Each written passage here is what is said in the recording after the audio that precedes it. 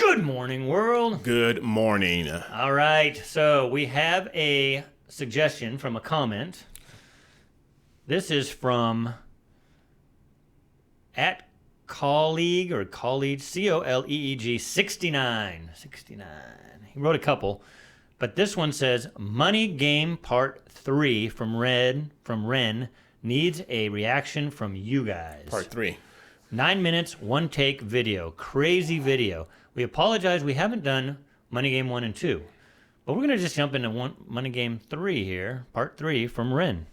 Okay. Money Game Part 3, skipping Parts 1 and 2. Stay tuned. I'm Cedric. And I'm Brian, and this is Cedric and Brian.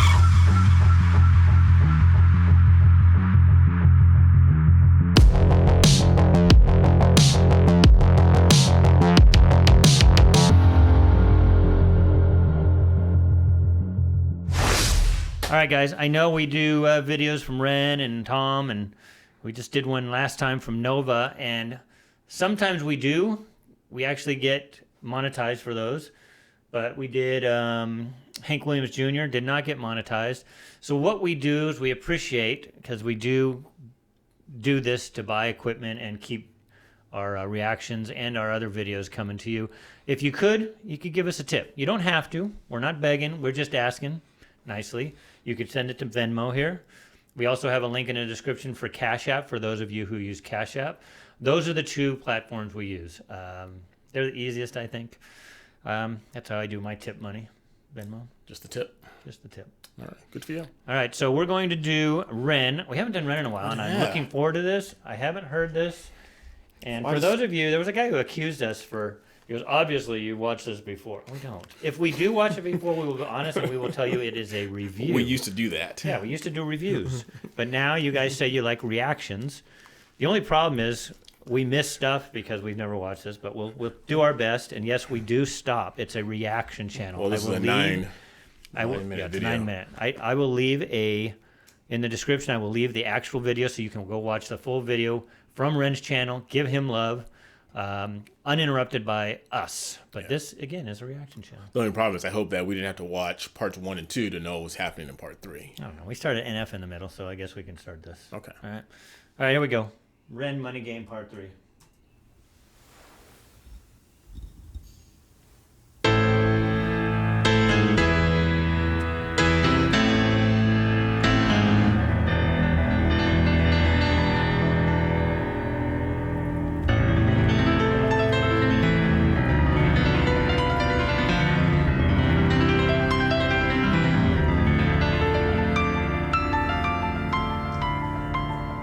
Oh, wow. This is a Phantom of the Opera vibe.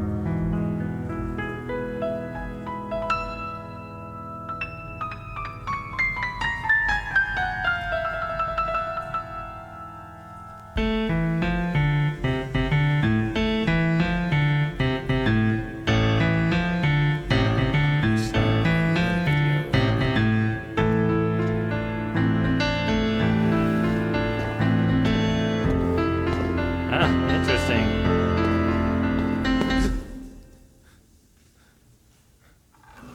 It's live again, Cedric.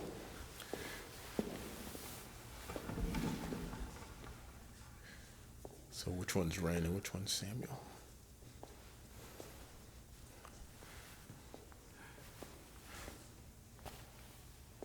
I love the one take stuff. Jeez. That's impressive for a 9 minute video.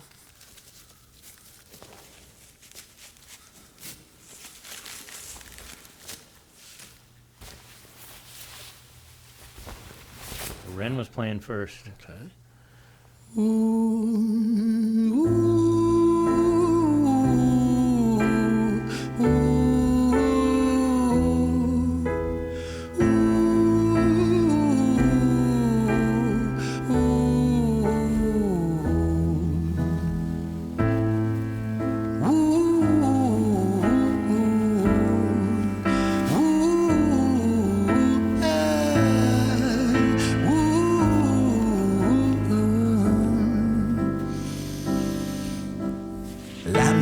you a story about a boy named Jimmy. 1 year old and his first words were mine, mine, gimme. 2 years old he was walking, 3 years old walking quickly. 4 years old he was running round the pavements of his city. 5 years old and his daddy told him, listen here son, you gotta learn to be a man. A man, he works for what he wants. 6 years old and he's reading, writing, top of the bunch. And when he's 7, his progression made him student number 1.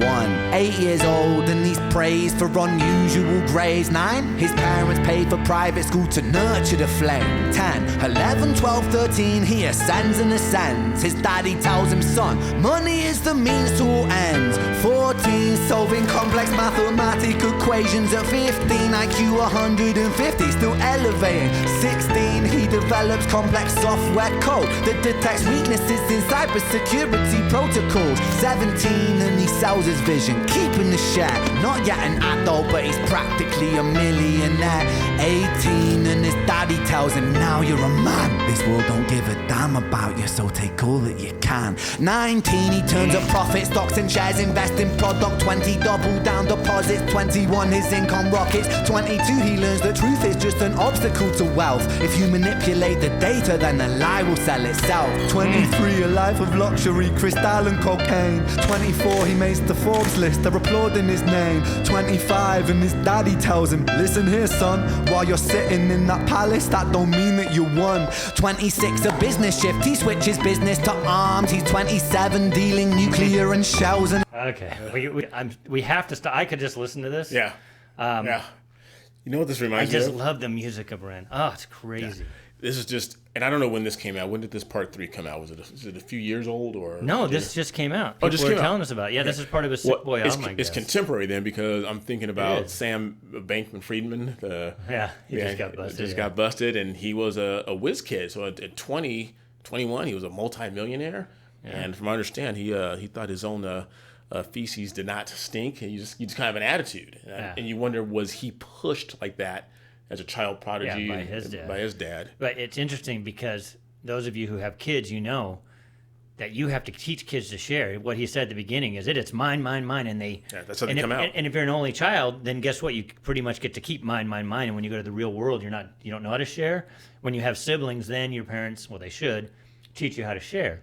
Obviously, I'm going deeper than what this story is, but basically the father said, yeah, you got to get yours. And then by the time he was making money, yeah, that doesn't mean you won. You got to keep getting more and more. And now he's pushing him into illegal stuff just to get more. So this is the greed part.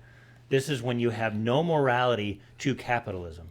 Right. Which I know the critics of capitalism, especially crony capitalism, is that corporations, they don't have a morality. They're an entity. People have to have the morality. So we have to keep the morality in the capitalism. And obviously this song, right off the bat, is talking about no morality, just get what you can. And now he's selling arms, obviously, which is, this seems like it's going to have a lead to a annihilation of everything. Mm-hmm. So. Now, just for the few out there, Brian's not going to relate to this. This sounds like a young Tony Stark from Marvel Comics fame, growing up as a whiz kid, and he starts selling arms. Robert Downey Jr. Yeah, I knew that. And missiles and whatnot, until he gets to a point where he's like, oh my goodness, this is the way I should do it. I don't know what the song is going to lead to, but let's continue. But I can see the build. He's been building up to this, so... Business shift, he switches business to arms. He's 27, dealing nuclear and shells in Iran. 28, inside the Senate, money bought him a seat. He's 29, a role of counsel in the president's suite. Now he's 30, his daddy says you're losing the race. You're just a servant to the king, not even in second place. 31, a big maneuver for his daddy's approval. Moving imports over borders from the exports out of Cuba. 32, moving grams, growing kilos to tons. He's 33, filling warehouses with powder and guns. 34, turf war with nobody to stop it. Blind eye from the po-po inside of his pocket. So I gotta stop it again, just because for those of you, I'm the one in this relationship here who, if you look at our older videos, partnership is we before we just did a lot of music reactions, we tried to do creative stuff. You could see us do stuff outside. And I was getting into doing more of these type of things where that transition that he did, he spun the globe and then the camera spun. And he's doing this just in one take from what the person that requested this said, I just have so much respect for that because you have to choreograph this whole thing outside of just the point he's making with the song and greed and all of that. So I just wanted to stop and point that out. You have anything to say? No, just appreciate our Blind friendship. eye from the po-po inside of his pocket.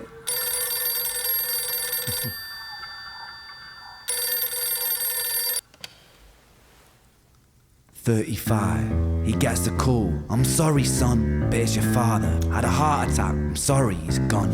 36, getting pissed up, abusing his product. 37, eyes glazed, disposition demonic. 38, with a prostitute, a moment of passion. Heating up a silver spoon and then chasing the dragon. 39, getting reckless and hungry for power. Daddy's words are still driving him to kill and devour. Makes a move against the cartel, but the strategy's flawed. They retaliate and leave him in a hospital ward. A bullet buried in his vertebra and one in his leg. The doctor sighs and says, I don't think you'll be walking again. Fuck.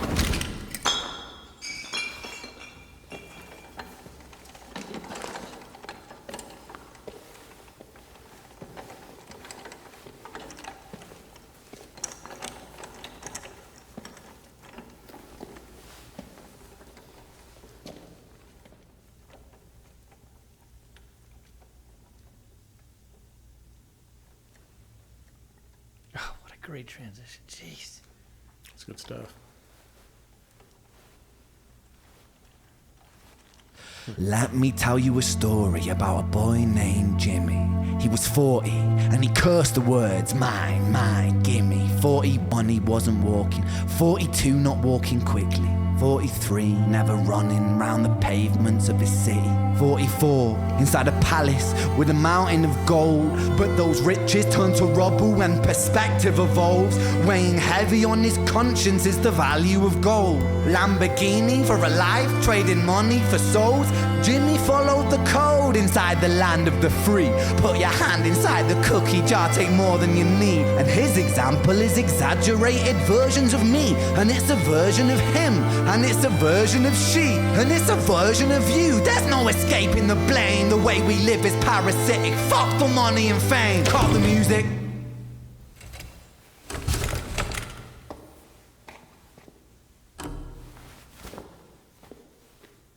This isn't entertainment. This is real life. The way we live is lunacy, community, it declines. Hyperpolarized, always fighting, then we divide. Truth is less important than the money that we designed. Money's an invention. Politics from our invention. They all come from people's ideas. Did I mention? Border's an invention. Law and order fuel the tension. It leads to people killing each other. My solution?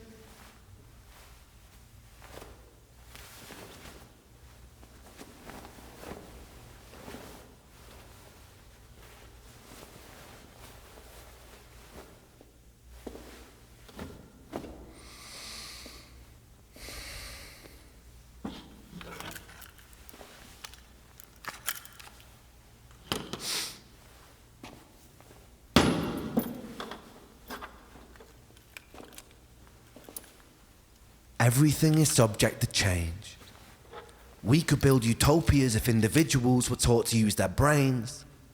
But if we teach kids in schools to always be sheep and put themselves before the herd if there's more money for me,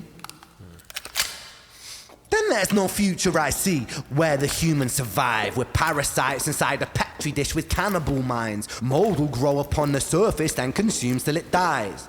And our fate could be the same without this story to the wise.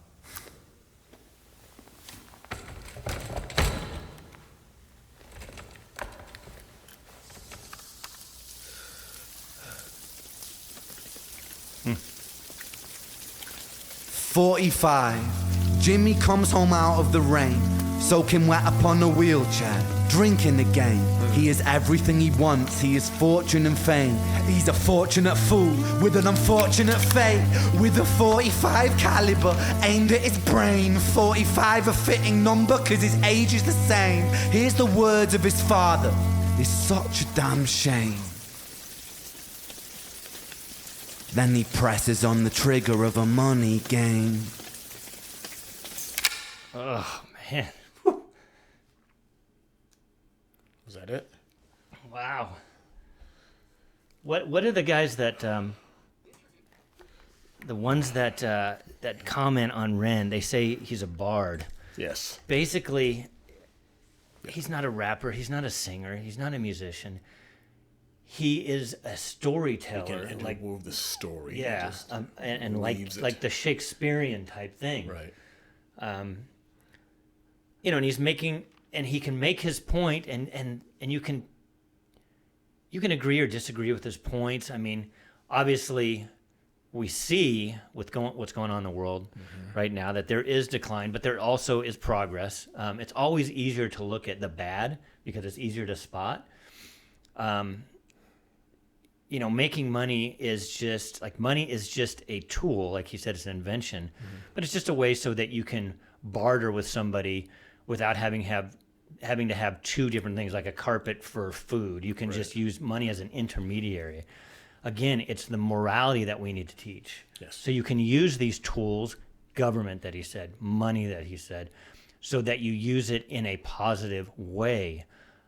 He talked about you can create a utopia. I disagree with that. You can't create a utopia because people are flawed. Yeah. I mean, people try.